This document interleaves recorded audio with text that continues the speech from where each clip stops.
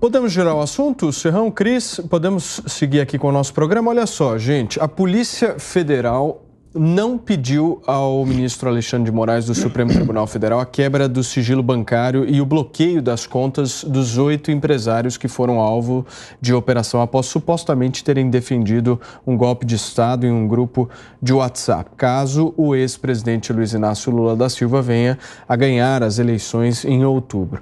A representação da Polícia Federal a Moraes cita apenas quebra de sigilo telemático. Na semana passada, a Polícia Federal cumpriu mandados de busca e apreensão contra os empresários, mas pedidos de quebra de sigilo bancário e bloqueio de contas determinados por Moraes constam em uma representação enviada ao ministro do Supremo Tribunal Federal pelo senador Randolph Rodrigues. Na decisão em que autorizou a operação contra os empresários, Moraes afirmou que o bloqueio das contas era necessária em razão da suspeita de que eles supostamente financiariam ataques contra o Supremo Tribunal Federal e o Tribunal Superior Eleitoral. Cris, você começa essa.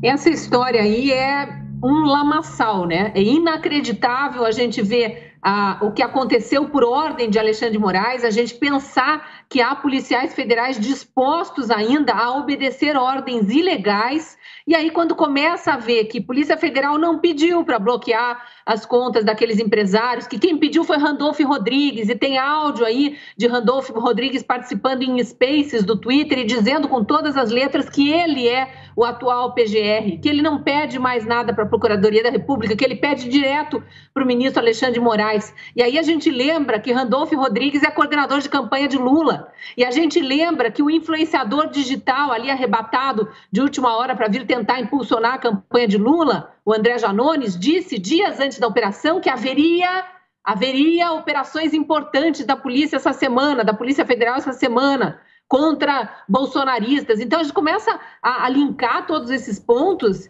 E em que mundo nós estamos vivendo que há uma parte da imprensa calada para isso? Aliás, essa imprensa que andou calada, até aplaudindo esses inquéritos ilegais aí nos últimos anos, aplaudindo prisão de jornalistas. Aliás, uma parte, o jornalista Wellington Macedo vai completar agora, daqui 2 dias, 1 ano preso. 1 ano preso por ter gravado um vídeo convidando seus seguidores para participar da manifestação de 7 de setembro em Brasília. Ele está preso com tornozeleira agora, não pode sair do Distrito Federal, tem que pedir autorização toda hora. Ele é candidato e não pode trabalhar na sua candidatura, está com redes sociais bloqueadas. Alan dos Santos, exilado político. Daniel Silveira, que recebeu o indulto da graça depois de um julgamento absurdo, absolutamente condenável, continua com esse impasse. A mulher dele tendo contas bloqueadas, inclusive contas bancárias. Uma ilegalidade atrás da outra. Essa imprensa que aplaudia, que não só não se calava, mas aplaudia, agora está começando a publicar uns editoriais aí, está achando meio perigoso, não é bem assim. Eu quero saber do povo da cartinha, da democracia, cadê eles? Cadê aquele golpe que eles tanto temiam no dia em que as urnas forem abertas, porque isso, porque aquilo? O golpe já foi dado e é por dentro do sistema judiciário que está corroendo. E não se fala nisso na grande imprensa? Agora a gente está vendo aqui, ó, acabei de abrir uma notícia, mandei para vocês aí, ó. Procuradoria-Geral da República, vice-PGR aponta vícios e pede arquivamento de pedidos de parlamentares no caso envolvendo operação contra empresários. Será que Alexandre de Moraes vai de novo infringir o sistema acusatório, fingir que não existe esse pedido da PGR? Porque ele vem fazendo isso constantemente. E será que o Brasil vai continuar parcialmente calado ou vamos todos agora juntos, sim, pela democracia, porque é isso que está faltando. Piperno, a defesa dos empresários está dizendo, inclusive, que não teve acesso a esse pedido do senador Randolph Rodrigues. Olha, Paulo, a gente inclusive falou aqui na semana passada sobre essa questão das medidas restritivas, muito sério, né?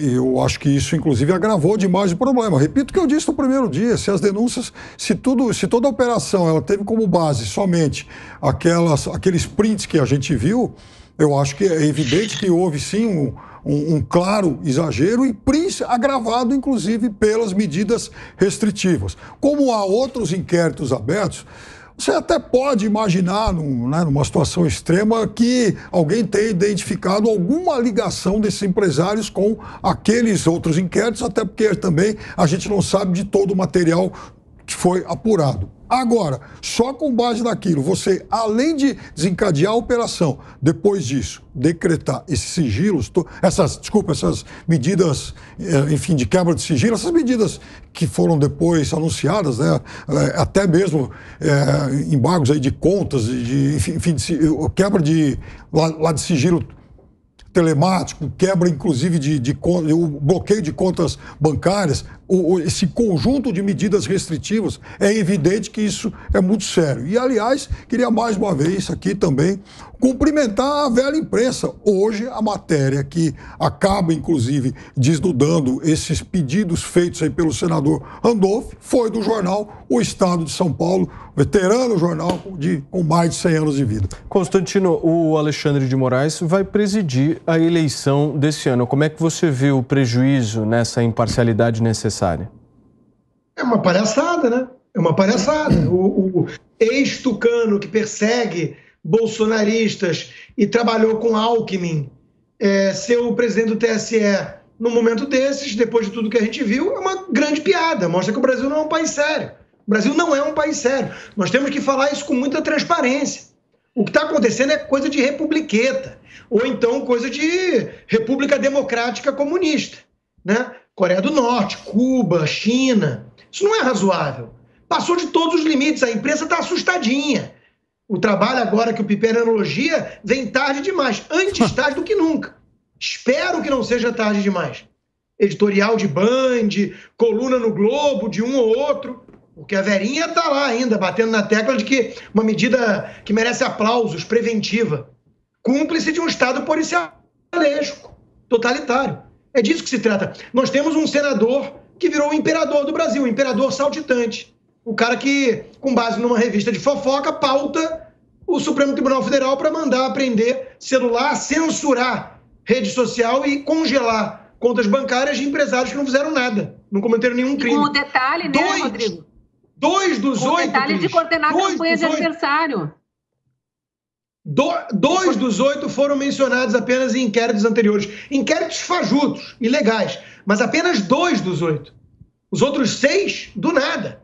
Do nada. Se isso não assusta o suficiente a ponto de merecer uma cartinha, é porque quem escreveu aquela cartinha é um bando de cúmplice desse estado de coisas. É um bando de petistazinho enrustido.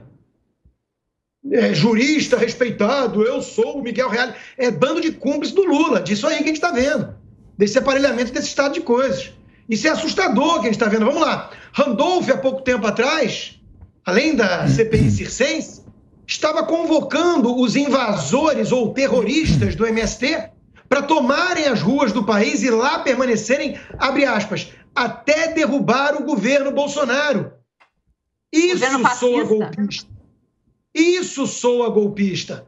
Não empresário falando num desabafo fechado, com amigos, porra, não, tá de sacanagem que vai voltar o ladrão. Prefiro viver numa ditadura. Estão tramando golpe. Criaram o crime em Alexandria, criaram o crime de você ter dinheiro e apoiar o governo. A justificativa é essa. São empresários com dinheiro para financiar um potencial golpe. Então, é criminoso agora você apoiar Bolsonaro e ter grana. Se isso não está assustando o suficiente a turma, é porque não entendem o ditado antigo brocardo, né? Pau que dá em Francisco também dá em Chico. Porque, pelo amor de Deus, estão brincando de criar um imperador saltitante no Brasil, uma dobradinha do braço direito do Lula e do braço direito do Alckmin, para comandar TSE e bancar uma PGR paralela? Qual é a graça numa coisa dessas? Qual é a brincadeira que vocês estão achando, que vocês estão fazendo com o Brasil? Eu moro aqui, né? Então, aí que está o negócio, né? Quer dizer, isso eu concordo com um pedaço da tua análise, porque realmente há muito excesso. Sim, a gente vive num momento perigoso, num momento aí muito movediço mesmo. Iniciado por quem ameaçou não jogar dentro das 4 linhas. Não, quer dizer, esse assunto, Constantino, a gente não discutia esse tipo de assunto 4 anos atrás. Isso é narrativa. Não é não. Foi Vamos lá, Constantino.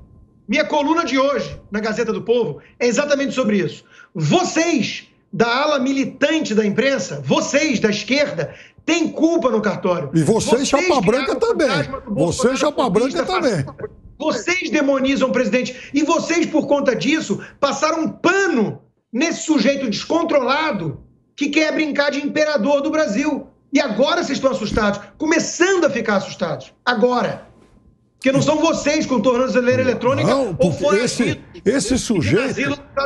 esse sujeito, quando confrontava a esquerda, quando exercia outros cargos, ele também não recebia nenhum tipo de crítica do outro lado. O PT apagou as mensagens. O PT apagou. Serrão, por favor.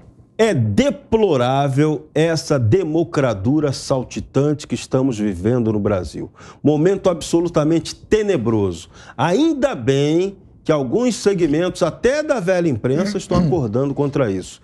Você só pode estar de brincadeira senador Randolfo Rodrigues querendo substituir o papel do Procurador-Geral da República. Aliás, estão querendo substituir o Procurador-Geral da República, porque a intenção, já disse aqui, por trás dessa história aí dos 8 empresários, é, na verdade, a relação que um deles tem com o Procurador-Geral e essa quebra de sigilo telemático, o objetivo dela, claro, é descobrir se há conversas entre o Procurador-Geral Augusto Aras e esses empresários.